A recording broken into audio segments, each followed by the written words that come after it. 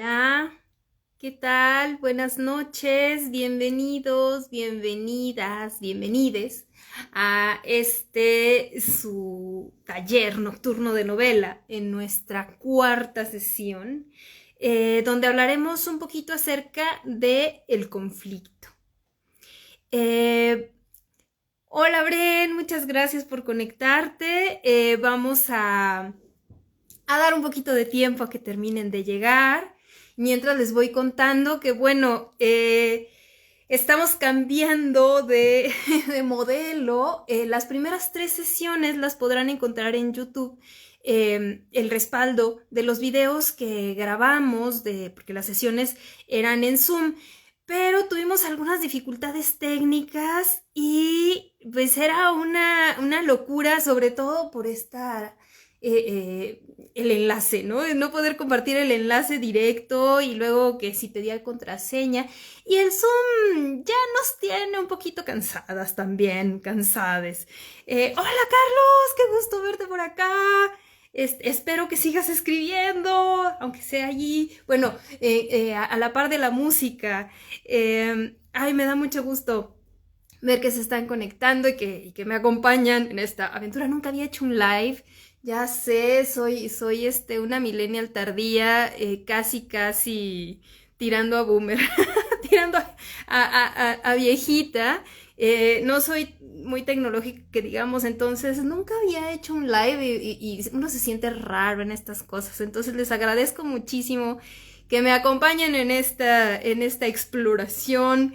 Les contaba que, bueno, el formato del Zoom nos permitía algo bien lindo, que era la conversación, ¿no? Que ustedes se conectaran también y que compartieran algunas de sus inquietudes. Sin embargo, yo creo que va a haber manera de dar lugar y espacio a esas dudas, a lo mejor por inbox, a lo mejor en otro tipo de espacio, para poder acá dedicarnos a exponer a lo mejor de manera más, pues también abierta, algunos de los contenidos que queremos abordar aquí en el taller nocturno de novela, que básicamente pues es promover que se escriba la novela, promover que haya reflexión en torno al género y poner al alcance de todas estas herramientas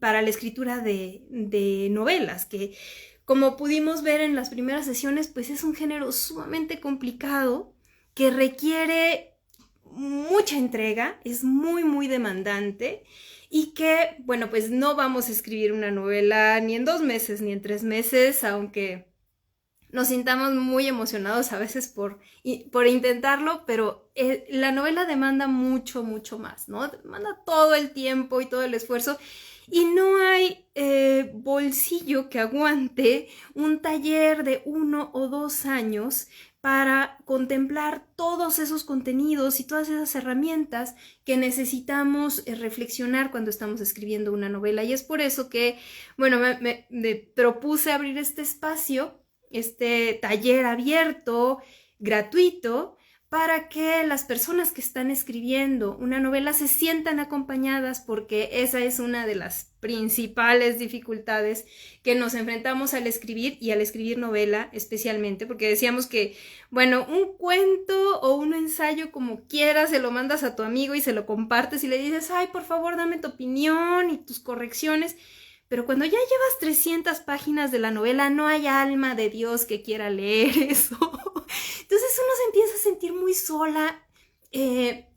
Empiezas a tienes la historia en tu cabeza. Cuando escribes una novela, estás cargando con todo ese universo encima de ti, adentro de ti, le estás dando de vueltas pues a ese mundo, ¿sí? Te sientes como el Atlas que va cargando el mundo.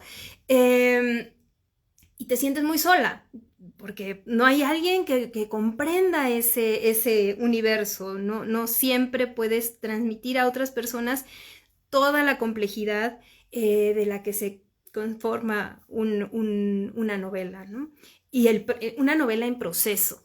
Porque algo de lo que hemos estado hablando mucho en las sesiones anteriores es que ninguno de los elementos que conforman a la novela, que ya si les da la curiosidad y entran a las sesiones anteriores podrán ver mi propuesta de la fórmula para escribir una novela, que por supuesto no es una fórmula, pero es un juego a proponer esta especie de fórmula en la que podemos tener un tema, podemos tener la elaboración literaria, el tema, sumarle muchas horas nalga, mucha dedicación, mucho empeño y dividir todo eso por el talento literario y por la elaboración literaria, ¿no? Entonces, mi apuesta, mi propuesta, mi juego es que mientras tengamos un tema que nos obsesiona y le dediquemos suficiente energía y suficiente empeño a desarrollarlo en forma de novela, vamos a tener una novela al final, sea como sea, ¿no? Si tenemos suficiente dedicación, esa fuerza de voluntad y esa determinación que les digo que es así como para esa misma fuerza de voluntad que lleva a alguien a adelgazar 5 kilos en un mes y esas locuras, bueno, esa fuerza es la que necesita el novelista para sacar su novela. Y siempre que tenga una obsesión, un tema que esté trabajando y tenga esta dedicación, lo va a lograr. Puede escribir una novela, pero probablemente sea una muy mala novela, si no está atravesada por ese común denominador, esa variable esencial que es la calidad literaria y que es tan difícil de definir y que es tan difícil de obtener y que eso no se puede aprender en ningún taller, ¿no? Los talleres literarios normalmente están hechos para proveer las herramientas casi que técnicas y el colmillo, afilar el colmillo literario de los que participan, decirles de qué manera editar, de qué manera orientar el proyecto en el que están trabajando, pero no pueden dotarlos, ningún taller, ninguna escuela puede inocular el gen del buen escritor, el gen de la literatura, que ese únicamente se transmite por medio de la lectura, ¿no? Se absorbe por ósmosis a partir de todo lo que hemos leído a lo largo de nuestra historia de lectores y de lectoras y lo que nos ha nutrido en términos de lenguaje, que puede llegar a ser muy rico, muy variado, y no solo lo que leemos, sino lo que experimentamos. ¿Cuáles son las palabras que nos acompañan en el día a día, desde chiquitos, desde chiquitas, con las palabras con las que crecimos, esos lenguajes, microlenguajes que se elaboran en los universos familiares y esas burbujas que nos forman, esas estructuras mentales y lingüísticas que nos dan vida y nos dan forma? Eso se suma a la poesía que leemos, a las grandes novelas que hemos leído y a esas obsesiones para despertar la inquietud de escribir una novela. Entonces, si tienen esa inquietud, si sienten como el gusanito de escribir, siéntanse muy bienvenidos en este espacio y una vez más les invito a que vean las otras 3 sesiones que están publicadas en mi canal de YouTube. Acá, bueno, el objetivo de la sesión para enlazar y dar seguimiento a los que ya se han incorporado a este taller nocturno es hablar un poco acerca del conflicto, que creo que ya me fui por las ramas, siempre me voy por las ramas, perdón. Estaba hablando del tema y estaba hablando de que todo cambia y ya, me fui por la rama de la fórmula, pero volviendo al tema y volviendo al objetivo de esta sesión,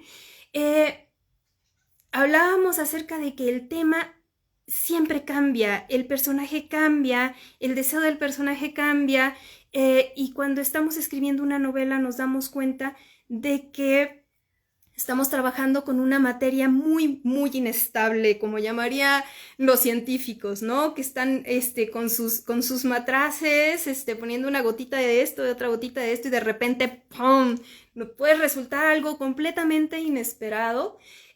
Algo así pasa con la novela. De repente tenemos una escaleta perfectamente armada, tenemos la idea muy, muy segura de lo que queremos desarrollar, y algo pasa, que en el momento en el que avanzamos en la escritura, avanzamos en sobre el papel, bueno, yo siempre les recomiendo escribir sobre papel, pero en el momento en el que las palabras empiezan a fluir, la novela comienza a hacer lo que le pega la gana y comienza a hacer lo que quiere y comienza a tomar voluntad propia y a llevarnos por caminos insospechados.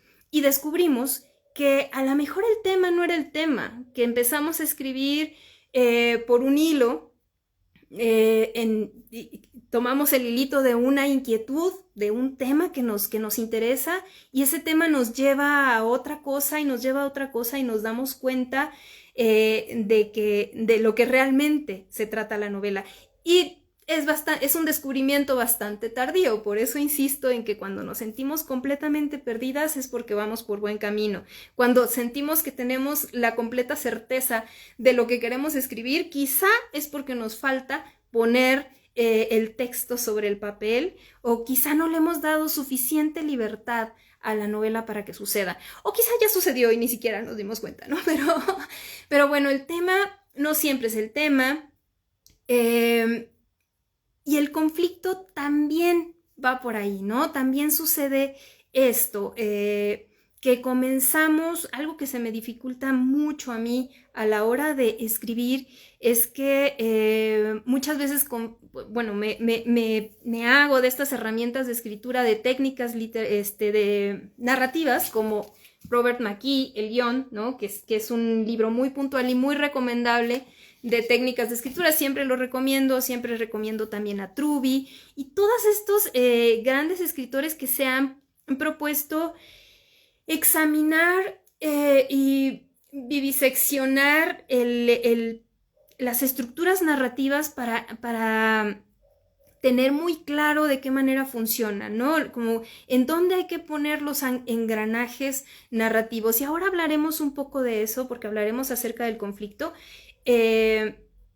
Pero, a ver, antes de que me vaya por las ramas, que ya me estoy yendo por otra, hablaba de que para mí resulta especialmente conflictivo el conflicto, complicado, porque no logro verlo de primera instancia. Igual que el deseo, igual que muchas veces al protagonista, no logro ver cuál es el conflicto. Y muchos de estos métodos narrativos nos indican partir del conflicto.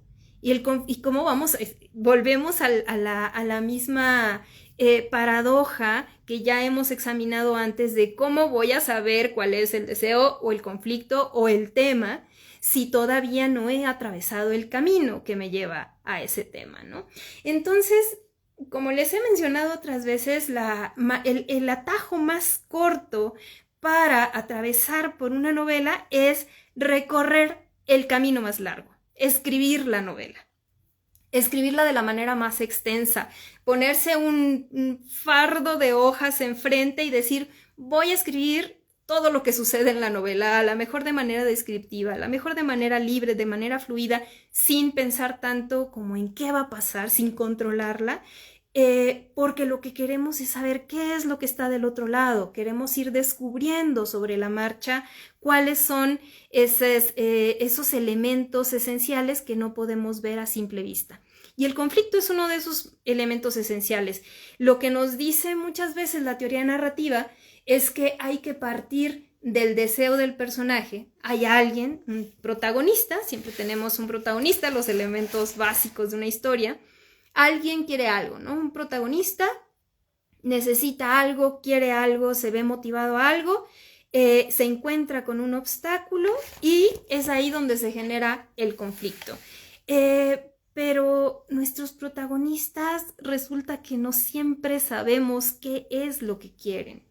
Es difícil saber qué es lo que quiere un protagonista porque muchas veces no sabemos nosotros qué es lo que queremos y hasta dónde queremos llevar la historia. Entonces, se puede llegar a complicar el identificar y reconocer cuál es el conflicto, de la misma manera que no logramos reconocer a veces de primera instancia el tema o ver cuál es realmente la historia que queremos contar, y es perfectamente normal. Algo que podemos hacer, y avanzo no importa avanzar algunas de las premisas a las que podemos ir hacia más adelante en el avance de la sesión, es que podemos comenzar por el conflicto más inmediato y más material, ¿no? Pensemos en el conflicto como aquello que le da un valor a cada una de las acciones de los personajes. Si el personaje quiere tomar agua y no tiene agua, entonces el personaje tiene sed y el conflicto es buscar agua, buscar lo inmediato. Y a lo mejor esos pequeños conflictos materiales y físicos nos irán llevando poco a poco hacia conflictos internos, conflictos un poco más escabrosos y complejos. Y en este sentido quiero abordar, bueno, me había propuesto abordar un cuestionamiento que me pareció muy interesante. Me encontré, a ver, le voy a dar un trago a mi tecito. Les prometo que esta vez sí es tecito.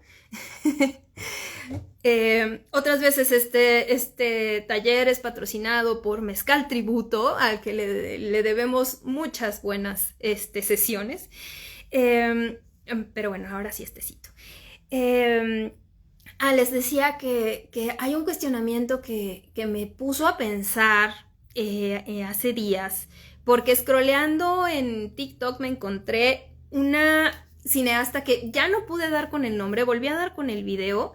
Nuestra querida Silvia Aguilar Selení lo publicó hace un par de días, bueno, hace un par de semanas en su perfil, pero el video que ella publicó, que es el mismo que yo quería encontrar, no dice quién es la cineasta. A lo mejor ustedes me sacan de la duda y me pueden decir quién es, pero es una cineasta argentina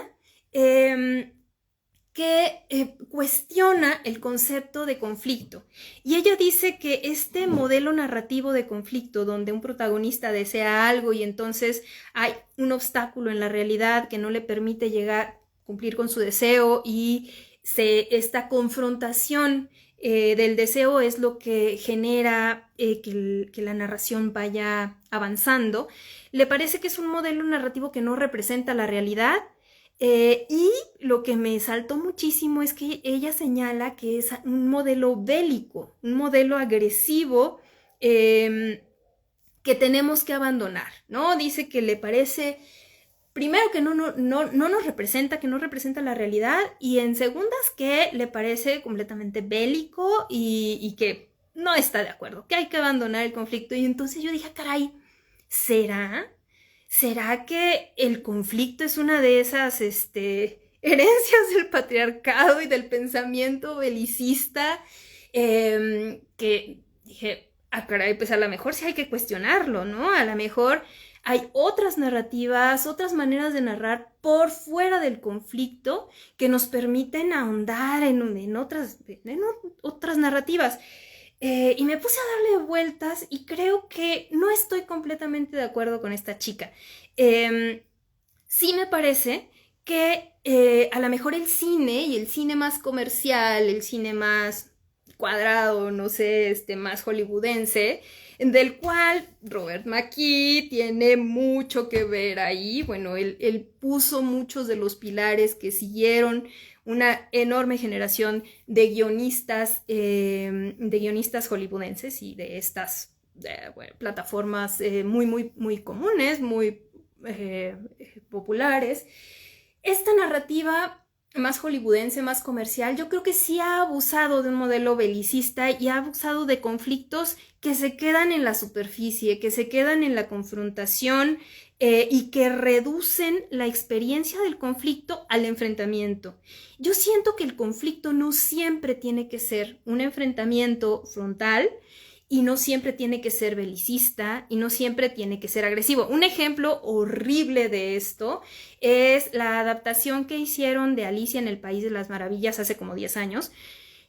Espantosa, no tiene absolutamente nada que ver con Alicia, traiciona la historia de manera radical, y aunque es puro eye candy y visualmente está así como muy fumada y muy bonita, la historia la convirtieron en una épica de la guerra de no sé quién contra no sé quién, y yo así, yo ya ahí me perdieron por completo.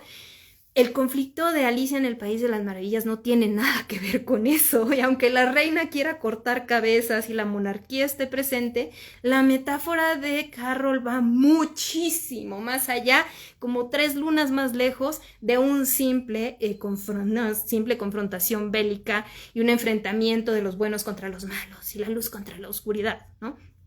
Ese me parece un ejemplo súper burdo de cómo la narrativa más tradicional comercial sí abusa de esta mirada como muy reducida del conflicto. Pero el conflicto va mucho más allá. El conflicto creo que tiene que ver más con una sensación de desbalance. Y creo que esa sensación de desbalance es lo que nos hace estar aquí a quienes escribimos y en general a muchas de las personas que hacemos arte.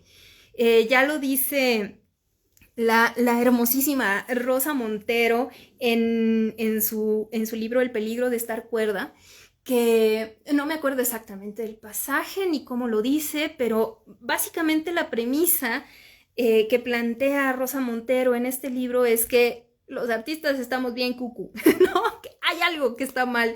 Y hay muchos locos artistas, hay muchos artistas locos y hay muchas personas que buscamos en el arte las respuestas a un cierto desequilibrio de la realidad.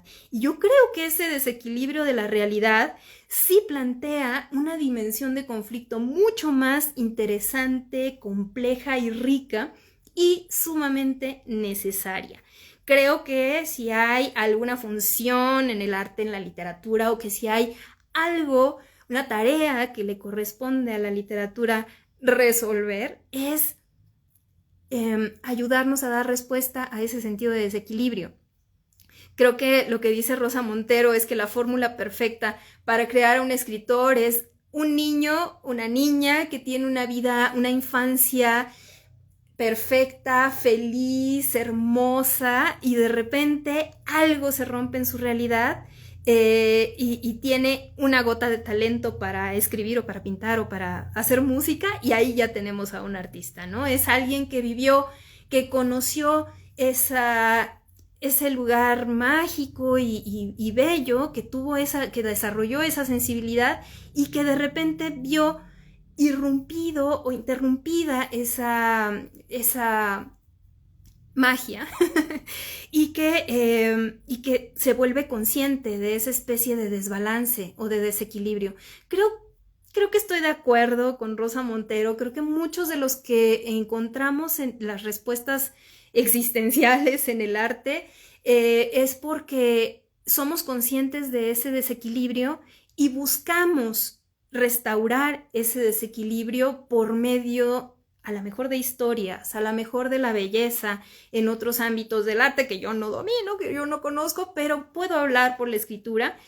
Y creo que la escritura sí brinda un espacio increíble para ensayar esa restauración, para crear una especie de conjuro mágico que nos permita encerrar al demonio que nos persigue, ese demonio del desbalance y que nutre al conflicto, en una especie de botella maravillosa y mágica de Aladino, de lámpara maravillosa, y encerrarlo en esa botella llamada libro. Cuando esa botella llamada libro logra contener al demonio, ponerle nombre, ponerle el sello salomónico en la tapa, como las historias de las 1001 noches, logramos no un happy ending, no queremos un final feliz, lo que queremos es una especie de restauración de ese desbalance, ¿no? Que se haga una especie de justicia poética, que se plantee dentro de la historia ese conflicto, el desbalance, y que se plantee de qué manera se pueden volver las cosas a su sitio, ¿no? Como en esta carta del tarot, ahorita que hice mis manitas así, pensé en la carta esta de la rueda de la fortuna, que sabemos que la realidad puede estar así, de repente está del otro lado, y que así funciona la vida. Así funciona la vida, pero esto me sirve un poco para enlazar esta otra idea de que las historias no necesariamente son una representación de la vida, ¿no? Ninguna manifestación artística, creo, busca representar la realidad de manera fiel, fidedigna, y solo sin intención. Creo que la narrativa especialmente lo que busca es enriquecer la vida, enriquecerla y darle una especie de sentido, y es por eso, es ahí donde entra en la clave de las estructuras narrativas. Escribir la vida como tal, escribir un episodio de nuestra vida, a lo mejor puede resultar muy aburrido. Eso no precisamente, no necesariamente es una novela, ¿no? Para que una novela sea una novela, para que la literatura sea tal, necesita un sentido y una intención estética. Y esa intención estética en términos narrativos lo da la estructura. Y esto lo dice Robert McKee, pero que es el gurú en términos de estructuras narrativas. Estaba viendo, estaba revisando esta Biblia. Para los que escribimos narrativa, tenemos que recurrir una y otra vez al maestro McKee, y él nos dice que existen dos talentos. Uno es el literario y otro es el narrativo. El talento literario es la conversión creativa de un lenguaje ordinario en una forma superior, o sea, poesía.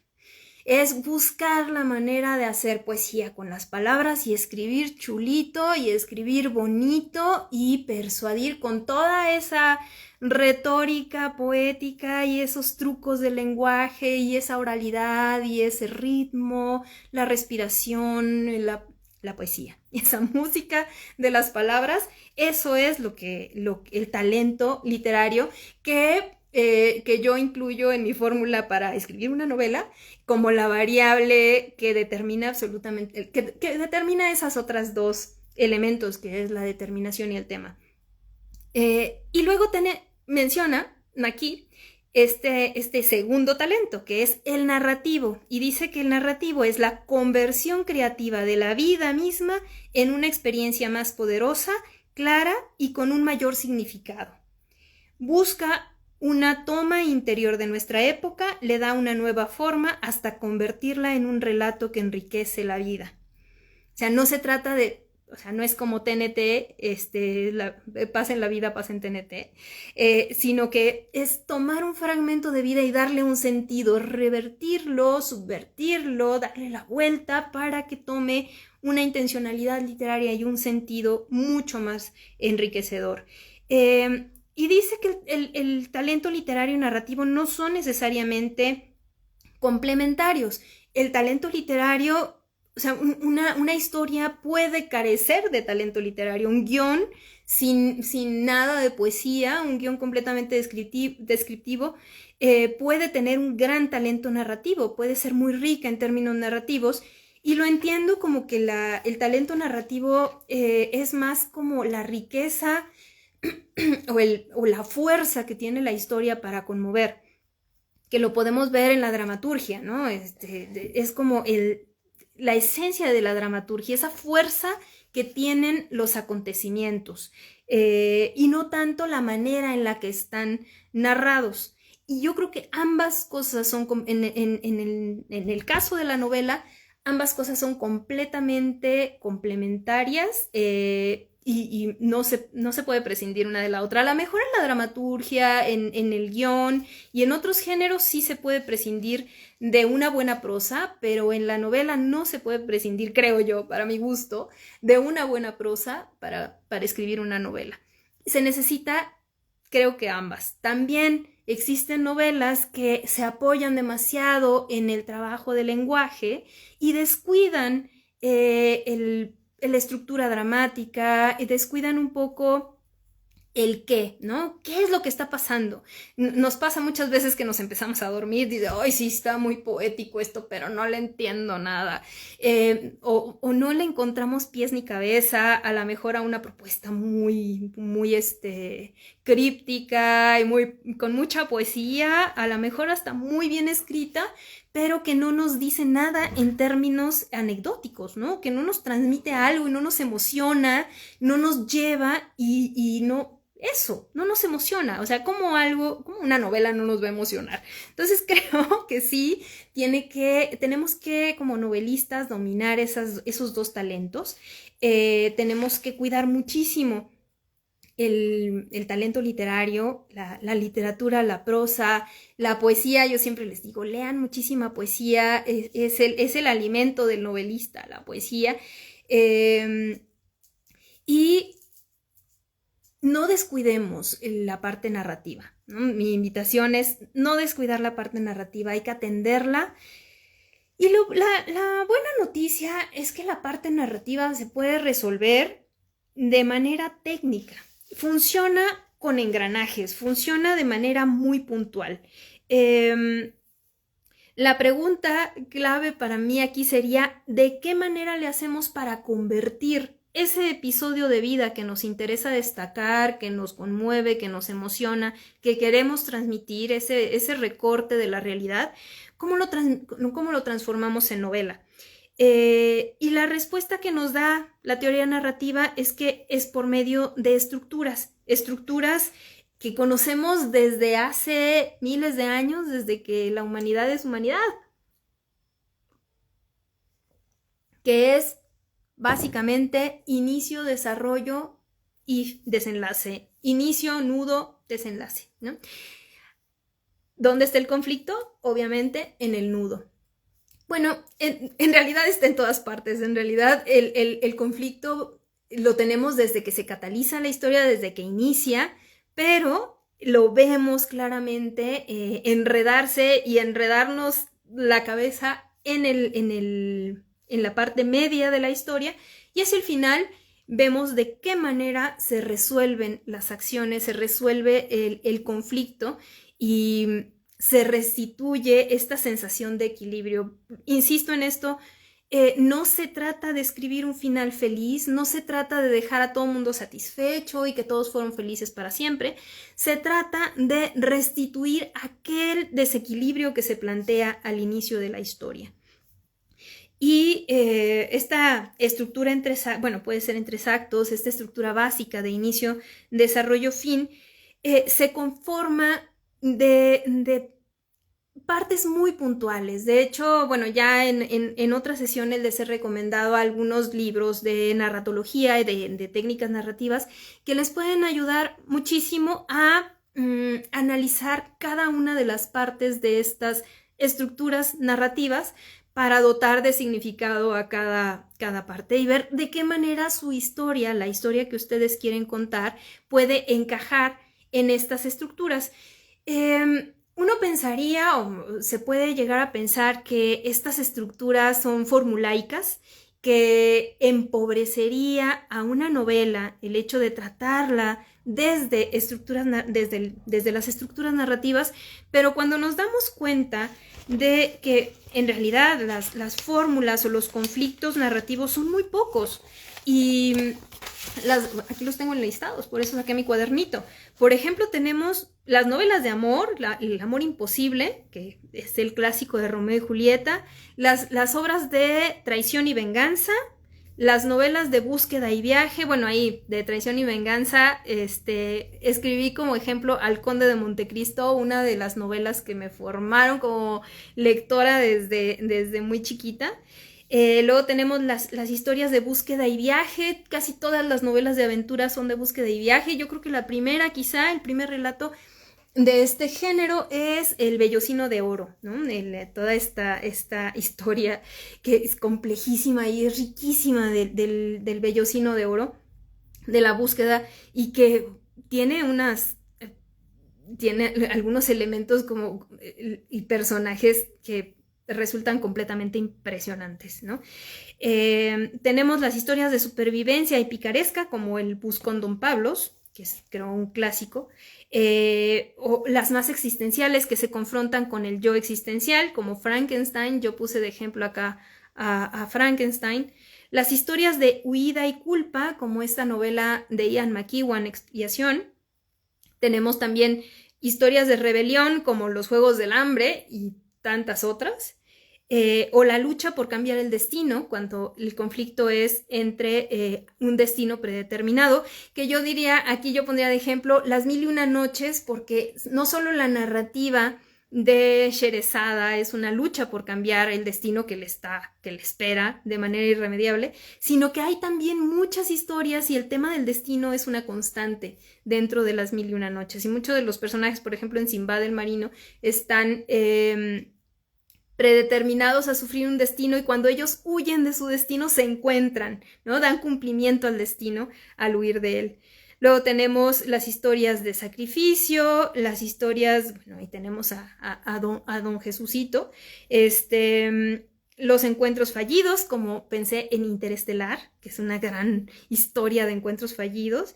Por supuesto tenemos las metamorfosis, que pensamos inmediatamente en Kafka, pero a mí me hace pensar en todas esas novelas de crecimiento que son maravillosas y hay todo un género de novelas que muchas veces nos formaron como lectores y que tienen que ver con este cambio y con esta metamorfosis.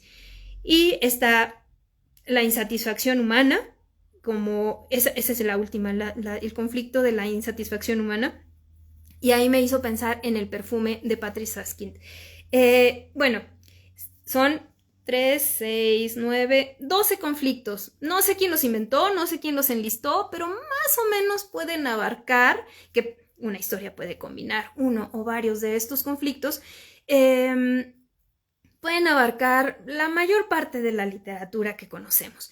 Y cuando hablamos de que escribir una historia a partir de estas fórmulas o a partir de estas estructuras que han existido desde toda la vida, nos puede parecer formulaico y empobrecedor, nos damos cuenta al ver esas historias riquísimas que forjaron los géneros desde sus inicios, que no es así, que depende, o sea, estos son como las notas musicales, los códigos en los que podemos construir, es la gama de colores que nos puede permitir la construcción de historias de lo más variadas y de lo sumamente literarias, sumamente complejas, que no tienen en absoluto nada que ver con una historia formulaica, hollywoodesca, comercial, no es para nada de eso, no se trata para nada de eso. Entonces, no se trata de una fórmula, se trata de estructuras que están definidas, que están estudiadísimas, experimentadísimas, que se desarrollaron a la par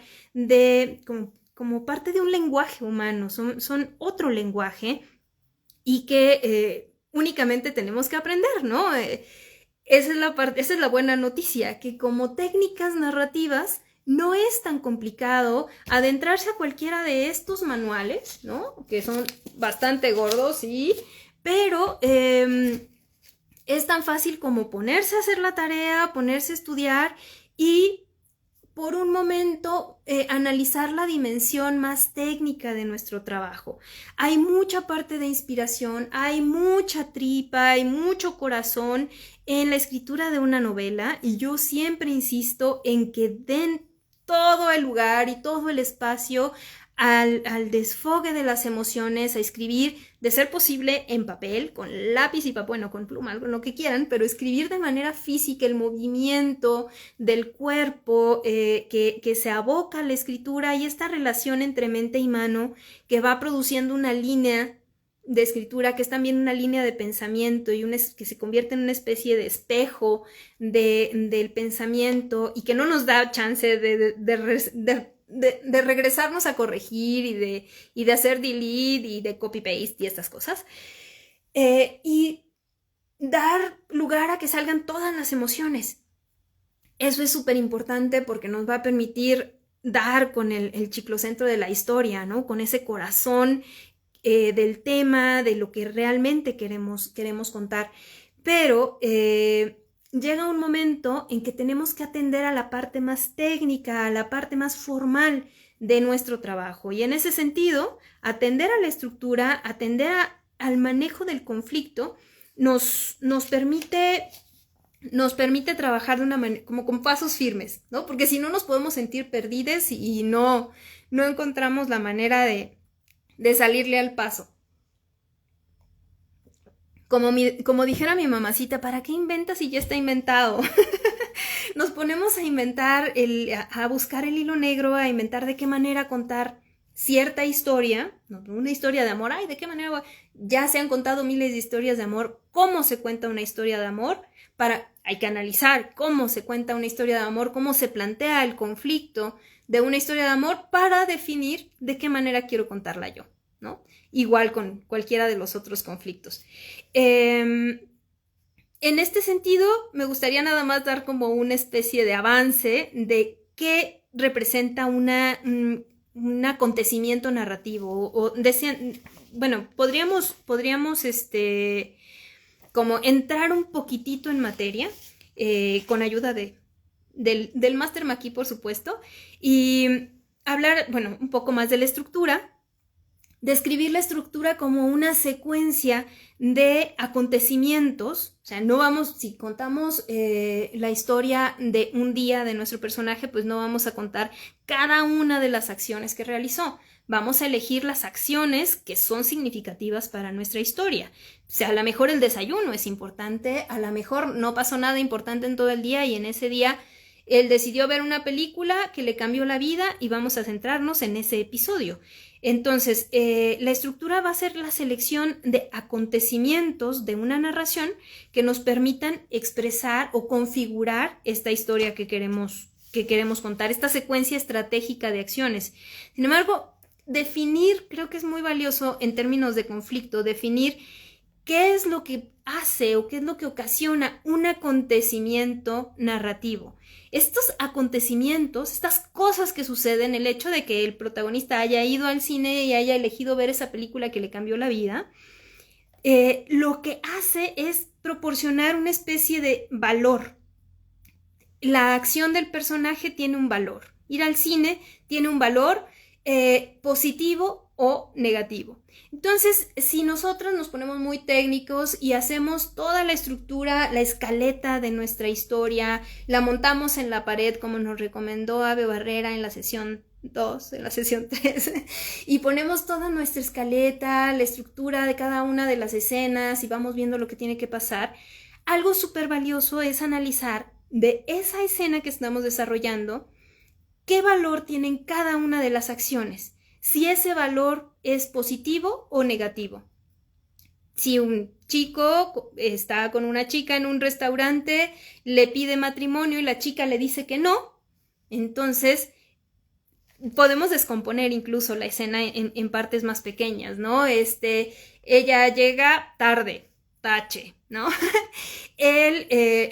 La comida estaba pésima, tache, ¿no? Entonces ya el valor de la escena va en picada, pero le da un beso y lo mira como nunca antes lo ha mirado, palomita, hay una esperanza, ¿no? Entonces ya hay como un respiro, pero le dice que se va a ir de viaje, tache, se va a ir de viaje y no lo invita. Entonces esa tensión entre los valores, ese sube y baja, va a crear una especie de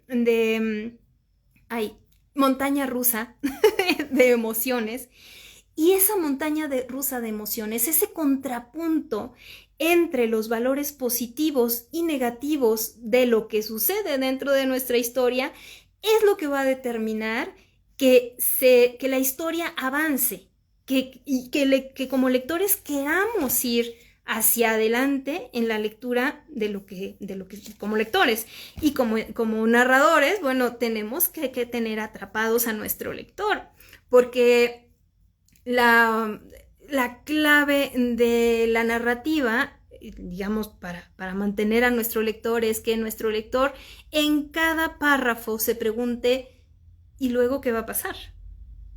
Sí, bueno, ya llegaron al restaurante, ¿y ahora qué va a pasar?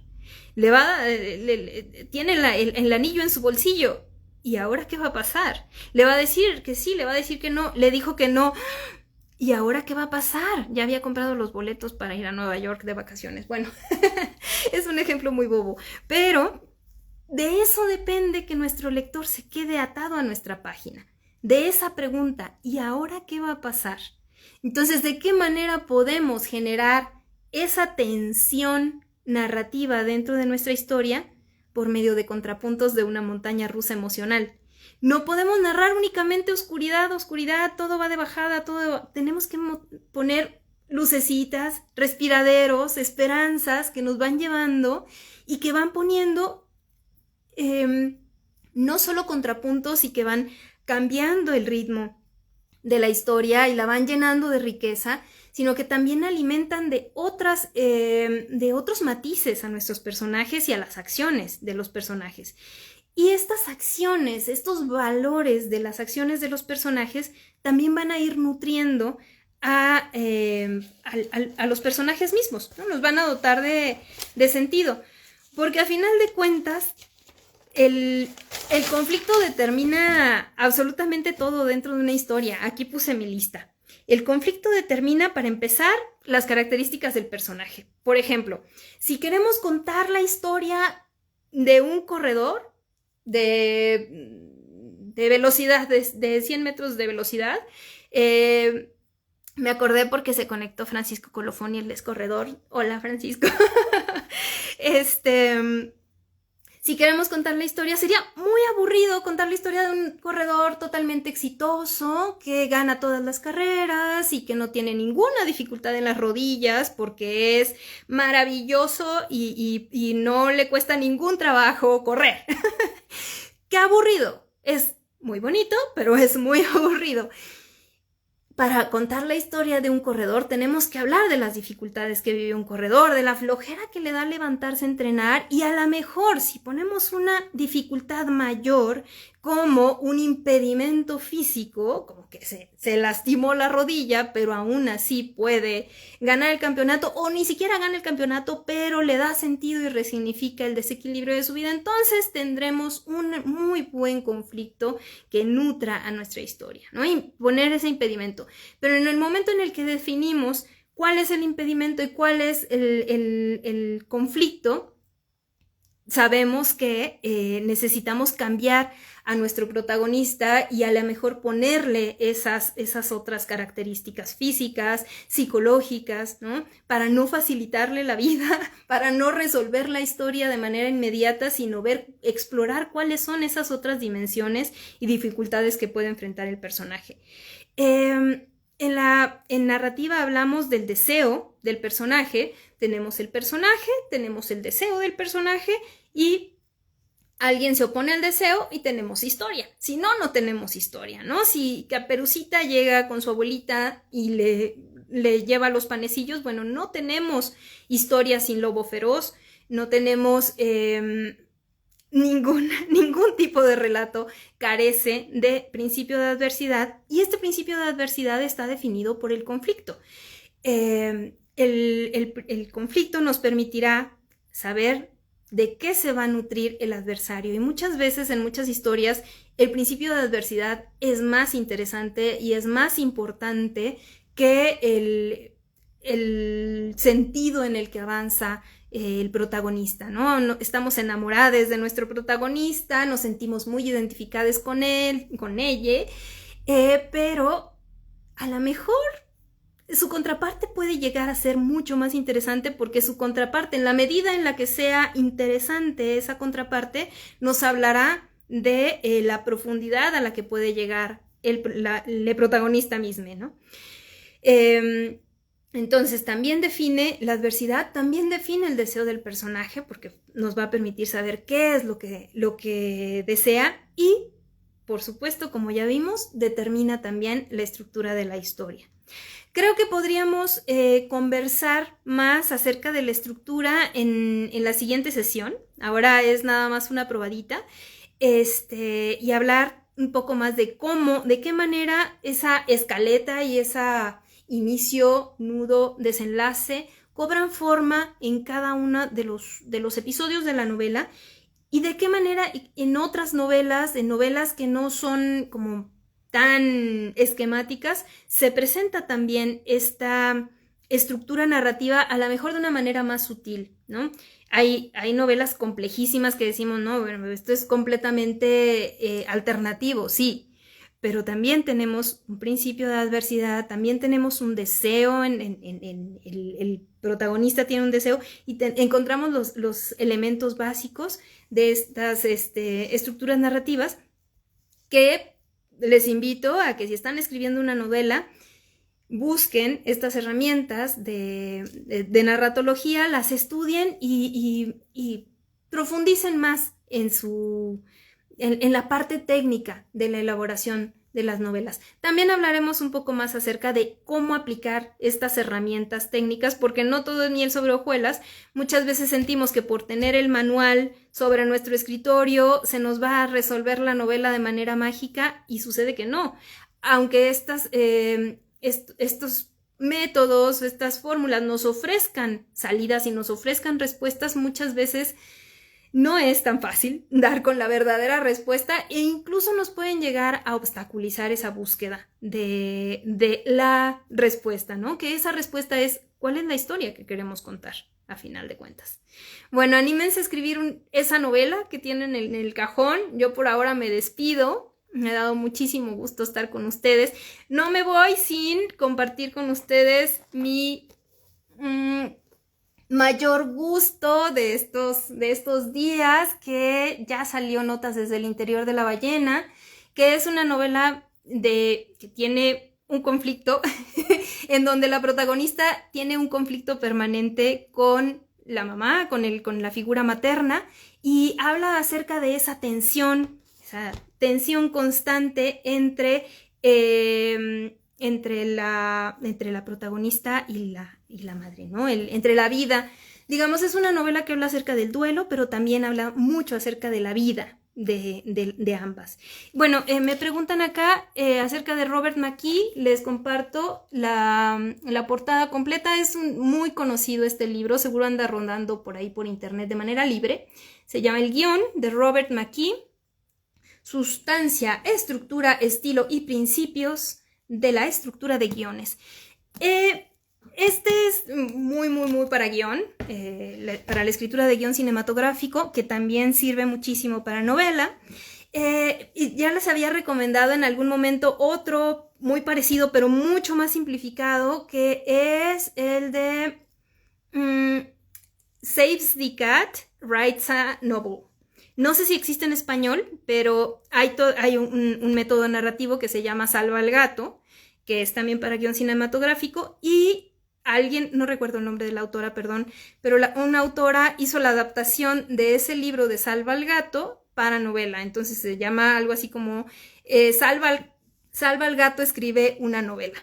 Entonces ese de Salva al gato escribe una novela para escritores de novela, la verdad es que resulta muy, muy, pues sí, facilita mucho el camino, o por lo menos sabemos, nos permite ver el mapa que tenemos que recorrer, o que hay que recorrer para plantearnos las preguntas que toda novela nos llega a plantear en algún momento. Muchísimas gracias, como siempre, nos vemos los segundos jueves de cada mes, aquí en el taller nocturno de novela. Esta sesión trataré de descargarla y subirla a mi canal de YouTube por si quieren ponerla a modo de podcast mientras lavan los platos. A mí siempre me da mucho gusto acompañarles y sentirme escuchada y sentirme abrazada por ustedes, porque ese es el motivo de estar acá, que me hagan sentir acompañada en la escritura, porque yo también estoy atrapada en una novela y no sé cómo cerrar el desenlace. Ahora estoy en esas, así que me sirve mucho su compañía y sus abracitos y sus corazoncitos. Muchas gracias. Gracias, Camille. Qué gusto verlos por acá. Gracias, Bren. Adriana, gracias. ¡Ay, Vicky! Muchos besos. Las extraño mucho a todas allá en Florida. ¡Ay, qué gusto! Bueno, nos seguimos viendo muy pronto. Gracias a todos. Besitos. Buenas noches.